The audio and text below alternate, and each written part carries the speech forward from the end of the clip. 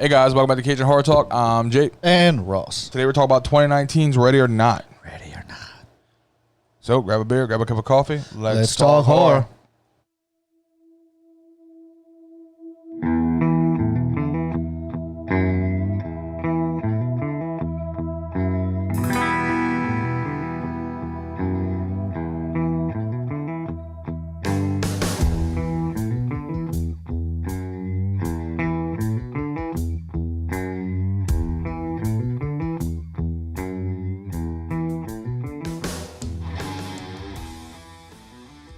All right, guys. 2019's Ready or Not. Looking at a runtime of 1 hour and 35 minutes.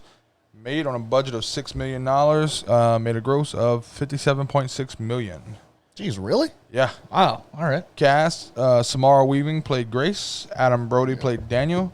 Mark O'Brien played Alex. Henry Cherney played Tony. Andy McDowell plays Becky. Melanie Scrofano plays Emily. Christian Brune plays Fitch. Elise Levesque plays Charity. Nikki Guadani plays Aunt Helene. Not sure. John Ralston plays Stevens. Liam McDonald plays Georgie. Ethan Tavares plays Gabe. Haniki Talbot plays Clara. Celine Tsai plays Tina. And Daniela Barbosa plays Dora. Yeah, this movie actually, shout out to Samara Weaving, winning Fright Meter Award Best Actress. Awesome. In this movie. Yeah, also, well deserved. Won for Best Screenplay. And I think I had another award, Best Costume Design Contemporary, in a film contemporary. Nice. So, couple awards under their belt. I really liked the premise and the idea of the movie. It was kind of like a fun thought. Yeah. That they turn into this really, really bizarre. The plot is, guys, Samara Weaving's character, Grace, is marrying Alex, who is part of this big board game family. Well, you find out the family is where they are because they made a deal with the devil, and every time they add someone to the family, they have to... You have to play a game. You have to pull a card from this fucking old antique box. There's one bad game, and it's hide and seek. And basically, if they pull hide and seek, the person who pulls a card has to hide while the family tries to kill them and sacrifice them to the devil. Sacrifice them to the Dark Overlord. Yeah. And they have until sunrise to do this. So yes. Samara Weaving Grace at this point does not know what the game actually entails. She just knows it's a weird tradition, family thing. You play a game on your wedding night, blah, blah, blah. Here's the thing, man. You can meet these fucking these people. When you meet their family, they all look fucking weird. All of them have a lot of eyeliner, a lot of mascara going on. It's very emo in this household. All the older women in this family, all the women look like they're dead and brought back. Yeah. All of them. I could have had Rob Zombie's Living Dead Girl playing in the background this entire movie. Yeah. So she meets her sister-in-law for the first time, who has coke all over her fucking face. Because, why not? She's just fucking coke to the gills. Just left Stephen King's house. Yeah. She just left the fucking party at Stephen King's house, and she's still got a little bit left on her nose. Yeah. Dude, then the aunt. Holy crap. His aunt, Helene. The one that I said looked like Michael McDonald? Yes. Malcolm McDonald? Malcolm McDonald. Yeah, she does like a female Malcolm McDonald. Yeah. From got hair like if you ever electrocuted chicken, that's what I imagine. Yeah. She was Donna King. Yeah. I don't know what was going on in that fucking movie. I don't know who the hardresser was, but that was an interesting choice. Just a creepy ass old lady, just white pale with black eyes and fucking like spiked white hair. Spiked the fuck up. Like Hades from the Hercules cartoon. Yeah. There's just something about Satan. She just had hair up. Yeah. That's how you do it, like a rooster. So they start playing the game. Yeah, but you can tell from Jump Street, like, Daniel's the only fucking decent person in this family. I loved his fucking character in this movie. Yeah, he really doesn't want anything to fucking do with this. He was like that, he was like an angry teenager. He's just, I'm so fucking done with this. Yeah. Like, I'm over it. I'm done. I don't care anymore, guys. I don't want to be here. We deserve to die. Fuck it. We're horrible people. Yeah. They give her a chance to hide, and they play this creepy ass fucking creepy ass hide and seek song that I've never heard in my fucking life. This creepy ass hide and seek song. It's like the devil like dropped that off to them or something. I don't understand how, and I know movie logic. We're not going to delve too much into this, but why the fuck was a record player playing throughout the entirety of the house? It's hooked up to the PA system. It's tradition, sir. Yeah, sure. That's what happened. It's tradition. They can't use the cameras. They have to use the weapons that were around during their grandpa's time. During the time that the game was. It's fucking weird. Whatever. Dude, here's the thing, right? So, I mean, it sucks enough that when you marry into a family, you run the chance of being sacrificed to Satan. Yeah. But This is a pre-wedding talk, though. This isn't something you find out on your wedding night. But what happens, like, you get into this fucking family, and you're part of the curse. Even if you don't pull that card, you're still a part of that bullshit. You just completely... Best case scenario, you still lost your soul. Fucking curse. Yeah, your soul. Just because you fucking got married. Yeah, don't get married, guys. What the fuck? It's so weird. That's definitely a pre-wedding talk. Brings back to me with him when she's bitching at him. Why did you get married? Yeah. No shit. I know you love her, and you were worried that if you wouldn't have proposed, she'd have left. Then if you love her that much, you don't want to fucking risk her. There's literally a saying that says that. If you love something, let them go. Yeah. Let her go. Why did you have to drag her into this bullshit? Fuck you, dude. That sucks. Yeah. You know? I love the bullshit about him. She's like, why did you do the wedding? And he says that. She starts smacking the piss out of him. She's like, well, you wanted to get married. This is your fault that you're, in the middle of a satanic game of hide and seek. Right. Coke Girl is my favorite because she fucks up. She really does. She fucks up everything she fucking touches. Emily? Yeah, Emily's fucking great. Emily is fucking hysterical in this movie because she fucking shoots. She's got a clear shot. Grace shouldn't have made it past that fucking scene in the hallway. She should not have made it because she matrixed her way through the hall. Yeah, because there's no way she should have made it there. Let's talk about the fact that she shot the maid in the face. Yeah, she did. She killed the poor maid. She's killed two maids in this movie. She killed both of them. Headshots. But couldn't fucking shoot Grace running at her down a hallway. Couldn't hit her. She's fucking shooting. She hits the ground and the walls and everything all around. She's like, I don't know what I'm doing. That's fucking obvious. You don't know what you're doing. But Grace should have never made it past that hallway.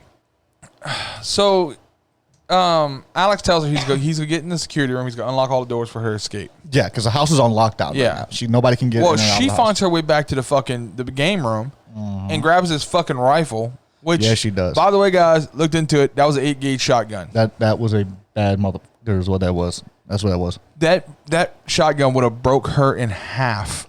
If the rounds would have been fucking absolutely, but the rounds were just for display only. Yeah, well, they just had the rounds. Thank God. Because where do you find fucking 8-gauge shotgun shells? And why was it shaped like a bullet?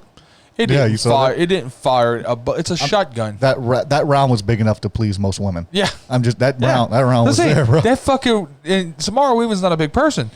No, she's not. That thing would have broke her in freaking half. Somebody shooting a weapon of that fucking caliber. Although when she grabs the gun. And they get to the scene where she's in front of the fucking mirror and she's got a bandolier or fucking ammo across her chest. Yeah, it's pretty badass. And a double barrel rifle. I kind of fell in love a little bit. Oh, God. It's amazing. Just when you thought you couldn't love Samara Weaving more. Oh, dude, I definitely. I fell in love with Samara Weaving after the fucking babysitter. But yeah, you find out it has dummy rounds in it. She goes to hide back in the fucking dumbwaiter. There's the other maid. The last maid is waiting in there because... Emily shot the other one in the fucking face with a goddamn crossbow. Not to cut you off, but Samara Weaving weighs, according to her IMDb page and stuff, 114 pounds. That gun would have launched. That gun would have launched her out the window. I'm about to look into that gun and see what kind of fucking recoil it has. I guarantee you, dude. She's 114 pounds. That gun's fucking. 8-gauge shotgun's fucking massive, dude. I've shot a 10-gauge one time, and it fucking hurts. Yeah, it's a motherfucker. I couldn't imagine an 8-gauge. Jesus Christ, that thing would have launched her. So that fucking scene where she turns final girl right out of the fucking right out of the gate. Yeah, no though. I mean no. Yeah, no. Because here's the thing, and the main reason let's get to the end, and then I'll talk about that. Okay.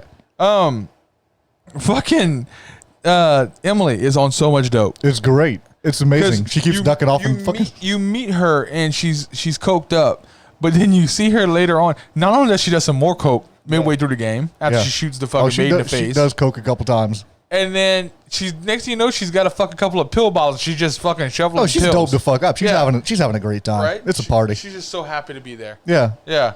Drugs, alcohol, and sacrifice. The holy trinity of partying. So Grace makes her way outside past the brother-in-law who's watching a video on how to shoot a crossbow because he has a fucking crossbow. He's texting his buddy at this point. Yeah, what's up, dog? Yeah. Family shit. No, not at all. But she makes it out to the barn. Yeah. Silence of the Lambs. Them fucking goats in there. Yeah. Comes across one of the kids who promptly shoots her in the fucking hand. Yeah, he Quentin Tarantino'd her in this fucking movie. The hole straight through the fucking hand. And she sees the kid come with a flashlight, and she's like, oh my God, hey, what's going on? He pulls out a fucking gun and shoots her. And she then straight up mollywops this fucking kid. Which, good for her. Yeah. I'm sorry, this kid just shot me. This kid just shot me, I'm punching you. Fuck you. You know what I mean? There's he's just a kid. No, fuck you. You're getting punched. But she falls into this fucking pit of rotting bodies. Oh, yeah. Just dead goat bodies, and there's a couple of human bodies in there. Well, yeah, from the ones, the creepy bitch's fucking husband was in there, the one they killed in the beginning of the movie. Yes, all the bodies, that's where they throw them in the goat pit. Yep. Because the fact that you have a goat pit should say something. Yeah. It really should. So she has to climb her way back up, but the fucking ladder's all rotten. The ladder's rotten. It's falling off from under. So she grabs the ledge, the ladder breaks, and then she has to get her other hand up. Very few things make me squeamish. That was a grody ass scene. That got me.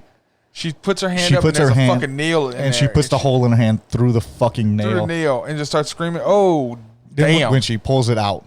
Oh, it's fucking nasty. It's fucking horrible. God, it's horrible. So she wraps her hand up and she's like, you little bastard. Yeah, she starts cursing the fucking kid.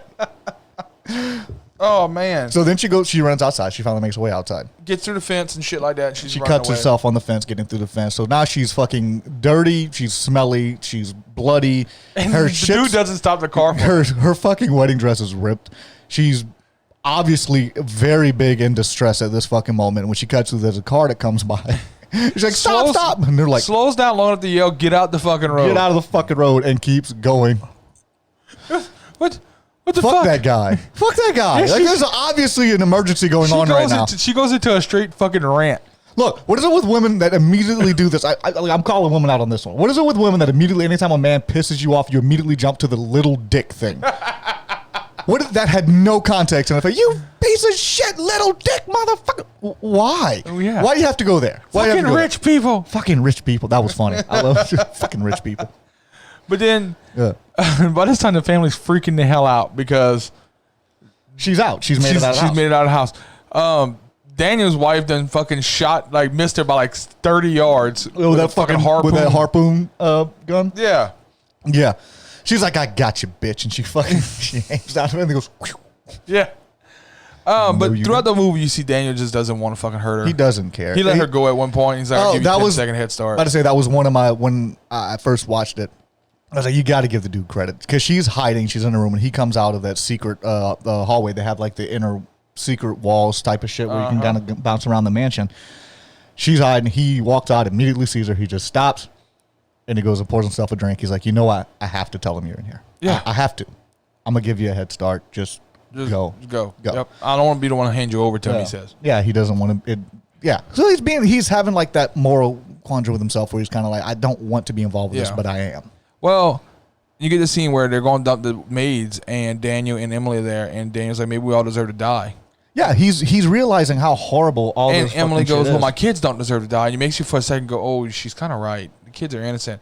But so then you realize... At that point, you think that... Yeah, until like 10 seconds later when the little boy, you realize the little boy's in there. He goes, Mommy, I shot her. Yeah. But she didn't stop. And she goes, I'm so proud of you. So proud of you. Fuck those kids. Dude, yeah. No, you know I'm sorry. They're already poisoned. They're already poisoned. They've already got that fucking mindset where they could just, we're going to kill people and it's okay. Yep. No, we don't need that in our fucking society. You can stop being that evil of a person. So the fucking butler chases after her. Yeah. Jumps out the car. Why didn't he just shoot her with the fucking trank gun? Right from the get-go. He could have did that right from Jump Street instead of trying to get into a fucking fist fight with Samara Weaving. Grace is a badass in this fucking You got movie. your ass whipped by a 114-pound girl. This is why I don't say, like, you said that she didn't go find a girl right away. She did. She adopted that fucking quickly, man. So she chokes him out and jumps in the fucking car, and OnStar pretty much shuts the fucking car down because the car has been reported stolen. Yeah. I call bullshit. No, because... It's I get it. It's the... It's the devil. It's the devil. He says that. He goes, oh, my computer system's glitching for some reason. Yeah. They're... and then all of a sudden it pops up that the car's stolen. Yeah. It was that... the opposite of divine intervention. Yeah. What the fuck would that be? Demonic intervention? I guess. I'm guessing. It would have demonic intervention? Okay. You don't hear about that very often. But I guess that's what that was. The devil made me do it. So the car, she just stole and did all this crap, it stops and she's just in the middle of this fucking road, just waiting. And this dude straight fucking Michael Myers ghost walks her ass. Oh, he hopped up. I don't know how the fuck he caught that car so quickly. He just popped right the hell up and he's in the freaking Which driver's she side should have window. just ran his ass over. I said that whenever she knocked him down. You have a car, run his ass over. It's over. It's done. So we get the cliche of the music's too loud. We don't hear what's going on behind us. Shit. Well, how the fuck did he get the car back running so quick? Demonic intervention. It would have to be. There's the only thing that explains it because he gets back in the fucking. No. He's in a different vehicle, isn't he? No. Is it the same vehicle? It's the same fucking car. Okay. So she's in the back. She's been tranquilized. She's been tranked. She gets up. She kicks the fuck out of the butler in the head. He's driving. Okay. Here's my complaint about this scene. He calls the family, lets the family know I got her. I tranked her. She's in the back seat. Blah blah blah. He's listening to his music. Why continue the call? Why are they still watching him? I know. It's weird. After, like, if we FaceTime and I'm like, okay, yeah, I'm going to do this. I'm coming back. I'm not going to turn up music while you're still on the phone. I'm like, bye, I got to go. Bleep. Yep. Then I'm turning my music up. Yeah. He turns his fucking classical music up and he's That's one of those just for movie things. It's a movie thing. Yeah. And he's cocking his head out the fucking window going, woo! Because he's excited because, he just got the sacrifice Yeah, she back. kicks him in the fucking head, flips the car over, but then Daniel finds her. Daniel gets her. He knows that his father's behind him. I think he does, yeah. He knows. He butt strokes her with the fucking rifle and they get her in there. And he poisons them. Yes, he does. It's fucking He poisons all of them. It's amazing. Daniel try to get her your way, but his fucking wife shoots him in the neck. Okay, the whole husband wife thing. Like, he made a comment. He seems very unhappy in his marriage as it is throughout the movie. But he made a comment about whenever his wife first joined the family, and she didn't think twice. He told her about the demonic shit before the wedding night. Yeah, she was aware of it. She knew, and he says, "You remember your reaction? You didn't even flinch. Yep. You were excited. You were ready to go and do this. Sell my soul to the devil." And what the fuck is wrong with people? I'm sorry. I don't understand it. Some people do anything to get ahead. Yeah, but at what cost? I mean, at some point, you got to kind of like, well, I mean, okay, here's the thing. If you're willing to make a deal with the devil to do this shit, you obviously believe in the devil. You obviously believe in hell. Yeah. It's not going to be a good time down there. You know you're not going to have a good time after death. It's not like atheists don't make deals with the devil. No. So you must believe that there's a place of suffering after you go if you're willing to make a deal with the devil. Why? That's eternity. You know what? I'm going to live these 40, 50 fucking years, and I'm going to have a lot of cocaine, and I'm going to have a lot of money, and I'm going to have a lot of bitches. When I die, it's going to suck. But for now, you don't know. Why? Very short-term thinkers. That is not a good long-term investment at all. So, she gets away. He gets shot in the fucking neck. But then fucking Alex catches up to her. Yeah. And pretty much after she done killed his fucking mom. Yeah. And pretty much just holds her down until the rest of the family gets there. She does the coolest, like the fucking best timed jump ever. Where she throws her fucking shoulder up and catches that knife in her fucking shoulder. Yeah. And then holds them all off at knife point until sunrise. Until sunrise. And then at first nothing happens. Yeah, the sun comes up and everybody likes ducking under tables and shit. Like, oh my god, the sun! Like fucking Dracula. Like vampires and shit. Like, what the fuck's gonna happen? The sun's up! Oh my god, the sun's up! And then one at a time, they just start blowing up like fucking Coke cans left in the sun. Now, fuck Alex in this scene. Right? Fuck Alex and everything he stands for. My favorite part about this movie is Grace in this scene has like, I think what you and I would be. Like a mental breakdown. She just has starts like fucking giggling. That you and I reaction. She's like, right? Fuck you. And everybody starts exploding one at a time. And each person explodes, she starts laughing harder. She's just like, I'm so fucking. By the end, she's snorting. She snorts and made me fucking laugh in the movie. Oh, it's great. Because after all the shit she's been through, watching all these people die off one by one, it's got to be the most satisfying fucking part of your evening. Right. Because your night's been shit thus far. Alex is like, no, I'm not like them. 30 seconds ago, you were about to stab her. You fucking held me down. You did stab her. You were trying to kill her, but you didn't because she's a fucking fighter. Yep. And he's like, I'm not like them. I get a second chance. It's because of you. I love you, baby. I love you. She's like, don't fucking touch me. I'm like, yeah, absolutely. And you know what I'm wondering? If she'd have kept him, if he'd have died. Because you notice he didn't blow up until she said, I want a divorce. Yeah, maybe that was it. Like the final fuck you, because he lasted longer than the rest of the family. He was the last one. He was still there. Maybe because he still had that little tinge of a possibility of being a good person. Yeah. And Grace was his outlet for that. Yep. So when he He fell from grace. Oh, well played, sir. Well played. So he blows up. The house is fucking on fire. She goes out to the fucking south lawn. Excuse me. We're going to talk about the house being on fire for a second here. How the hell did that happen? With the lantern. After she hit the dad. I know. She smoked the dad in the face with the fucking lantern. Threw it and it caught on fire. It showed. And I know it showed it. Do you have any idea how slow that fire spread? You know how big the fucking house is? Jesus. That room would have been engulfed in flames a lot quicker than what it was. A lot quicker. Yeah, but how far away was that fucking room? They don't tell you how far that room was. I guess you're right. It might have been a separate part of the mansion. But still, that took a long time. When you have to name when you have a south lawn and an east lawn and a fucking north fence, that's a big fucking house. It's a big fucking house. That might have been just one wing was fully engulfed before they even. Okay, I guess you're right. I was bitching about the film. Like, dude, that's fire. Like, no one's going to acknowledge the fire. They're still having a fucking sacrifice. And they may not even fucking noticed it. A house that big doesn't have fucking fire alarms? They turned all that shit off when he wrecked the fucking thing. He turned them all back on. He turned all that shit back on when he unlocked the doors and everything. But that explains why the fire department was en route. That's true, because after the explosions and everything, the fire department showed up. Yeah. Because her call to OnStar was just to police and everything. And then the fire truck started showing up. Okay. I retract my bitch. Okay, so yeah, anyways, the movie ends with her on the fucking on the steps and the cops like she steals the fucking cigarette. Yeah, what happened to you? She goes, in-laws. So here's the thing, right? All right. I would have liked this movie more because here's the thing. What did she really do to defend? She just literally escaped because they kept fucking up. Look, I didn't say a couple of times she escaped because, like, in the car, she kicked the dude in the face. Look, she's not John fucking Rambo, but she immediately adopted that fight or flight, and she was ready. Yeah, I know. As soon as she armed herself, it doesn't matter that the gun wasn't functional. Did she still kill armed anyone herself. in this movie? Actually, I don't think she actually killed anyone. No. The coked up sister killed more people than anyone. The closest one I think she would have been the butler. That'd have been the closest one. But you don't even know if he's dead. No, you really don't. But no, as far as that, no, she didn't actually physically kill anybody herself, but she was prepared. She was ready. No, she did. She killed the fucking mother.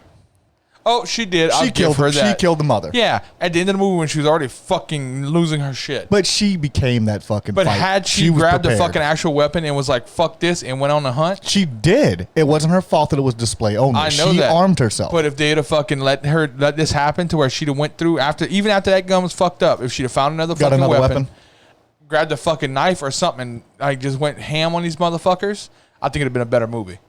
Yeah, I agree with that. I think it could have been. You know what I mean? I still liked it. She was a very strong female character. Oh, I agree. I agree. She did amazing. That's why I'm saying she immediately went final girl, because she armed herself at the first opportunity. Yeah, but the problem was once that fell through, she didn't do it again. Yeah, I'll see that. You're right. That wouldn't have been her only opportunity to arm herself. She had many other opportunities where she could have. But she's also just trying to get the fuck away. Yeah, which she did poorly. Yeah, she did. I don't know. I don't think they ever should have found her in the woods. I think once she was in the woods, you ghost. Well, yeah, you don't go into the fucking open field. Yeah, no, ghost. You ghost it, you're gone. You stay in the fucking woods, you stay in the brush, you stay wherever you got to stay until fucking sunrise. Because that would have been a better ending for her, because now she's covered in fucking blood. Yeah. There's a bunch of dead bodies in the house. Who's the only person left alive? And who gains the most by all of them dying? Yeah. Yeah. Oh, she's suspect number one. Yeah, you're about to go to jail. She's fucking suspect number one. Yep, she's about to go to jail. A bunch of your new family members are dead and the house is burning down. Don't get me wrong. One of my notes in here was, like, for that moment when nothing happened, the movie would have been so fucking hilarious if nothing would have happened. Yeah. It would have all been bullshit. They would have just like, well, fuck, what do we do now? Yeah. Sorry. Yeah. Then you have she gets to see your boy in the fucking chair. Oh, what the hell's his name? Mr. LeBaire. Mr. LeBaire. She sees him when the fucking the fireplace flashes, and she sees him in the fucking chair as a ghost, and he just kind of like nods to her like the curse is over, and she just goes, "Fuck, fuck." Very dryly, very nice, like perfectly delivered at that moment. In that movie, like, fuck. You know, and one of the things I really liked about this movie too, I was looking at a review online about it where it's talking about how this is all about how rich people are evil and yada yada. I don't take that message from this. I didn't get that. I get the message of Daniel where you are not what your family is. Yeah, it's like separating yourself. Like the whole blood's thicker than water bullshit. Yeah, that goes through. It was he fighting against that for the better good. Yeah, just because your family's evil doesn't mean you have to be evil. Yeah, I didn't take that as the rich people are evil. Oh, when you go online, that's one of the main things. So that's what it is? Yeah, rich people are bad. Okay, that's the Illuminati. Is that where we're going? Is that what the conspiracy theories are? The lizard people are taking over and praying to Satan and worshiping. But you know what I mean? You can be more than your upbringing. That's what I took from this movie. I'd say I think it had a much different message than that. I didn't take the rich people are evil because of their rich situation. Yep. Okay, I see where they're coming from. I don't think that's what I took from. Very fucking funny lines in this movie. I was really impressed with the fact that Samara Weaving didn't have to carry this movie by herself. Oh no, she was surrounded by a good cast. I was fully expecting that. When did this movie come out? What was the release date on this movie? The release date itself? Yeah, do you know? On here somewhere? Not sure. Oh, August. August 21st, 2019. You see how I was worried it might have been a January movie. January horror movies suck. Is it? There's never been a good January horror movie. No, there has to have been at least one. Oh, we'll go and look after this video. I'm telling you. We'll dig into that. That's a whole fucking thing. Trust me, I know. I'm aware of the January horror movie bullshit. There's got to be at least one that's semi decent. You would think. Yeah, we'll see. But no, we'll check into it. I like the fact that she didn't have to carry this movie. No, she's surrounded by the side characters were really good. You don't have much character development, but it's enough. You have enough to where the character development you got in the beginning of the movie, whenever they're Daniel and Alex are kids, and you see them, and you kind of get that feel. Yeah. And I mean, Daniel, man. Daniel, the whole goddamn movie, you didn't know whether he was on her side, on their side. He was done with it, dude. Yeah. He was just so done. And he said it in the movie we talked about, where he was like, we deserve to die. Like, I get it. We're shitty, horrible people. We deserve to fucking die. Again, I go back to Alex. Why do you even get married? He gets shot by his own damn wife. Yeah, but she was a fucking gold digger. Yeah, fuck her. You know damn well she was a gold digger. Yep. Anyway, all right. So where are we at Rotten Tomatoes on this movie? Rotten Tomatoes. You want the audience score or the? I want the audience score. Audience score was 78%. Yep, that's a little bit higher than what I was planning on rating it. The Rotten Tomatoes score is 88%. Really? Yeah. Wow, Rotten Tomatoes really liked this movie. Yeah, they did. I did too, though. I enjoyed the shit out of this movie. Like I said, there was things that could have been better about it. There was. You didn't like the ending. It's grown on me. I've watched it 4 times now. Yeah. Because I watched it whenever it first came out, and I think I'm the one that made you first watch it the first time. Well, I was trying to put it off because I knew we was to do a review on it, and I wanted it to be fresh. So I watched it. I watched it a while back. Then I watched it again, once in between, and then once earlier this week. Yeah. For the podcast, and then of course we watched it today to film the podcast. Yeah.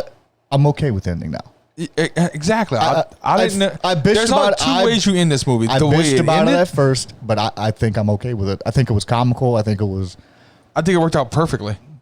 It came full circle. Yeah. It really did. And it grew on me. I will say that. I bitched about the ending to him several times, but I think there's really no other way to go. There's only 2 ways to go with this.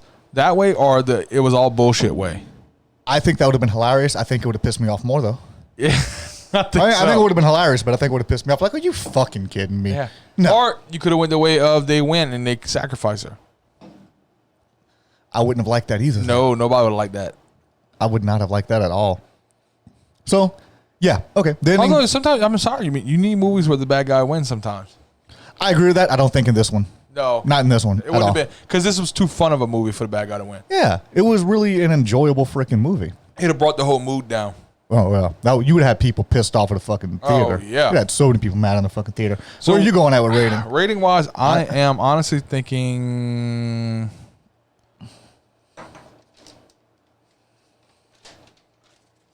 I'm thinking of 41. Really? Yeah. 39. Thinking 41.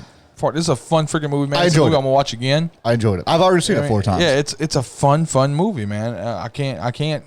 Like I said, there's a couple of story points I can knock it down for, but I mean, at the same time, if she'd have went all badass and started hunting people down, people would have been comparing it to Your Next and stuff like that. Yeah. So I can't really fault it for that. Trying to be its own thing. It had an interesting plot. It was something kind of fun and new. Yeah, the background characters were fucking great. I'm about to say it had great actors surrounding the entirety of it. Her brother-in-law Fitch was fucking funny. He was fucking great. I absolutely loved it. Not as much as I love Daniel. Daniel was awesome. He was great in this fucking movie. God, he was great in this movie. Adam Brody, man. the man. Yeah. The fucking even the creepy ass ant was fucking funny. Even the score and the music, the piano music in the background with the ding, ding, ding, ding, ding. It was like, whoa. You just get that creepy feel to it, but it's still vibe. I don't know. I enjoyed it more the more I've actually watched this movie. I enjoyed the shit out of it too. All right, guys. Well, I'm giving it a 41. He's giving it a 39. 39. Check us out on YouTube, SoundCloud, Stitcher, iTunes, and Pandora. Pandora too. Please subscribe, follow, like, review, especially iTunes. Please hit us up with those reviews. Do all the things. All those low reviews we get gets us higher on the boards and helps people find us. Absolutely. All right, guys. Well, we're out of here. Later.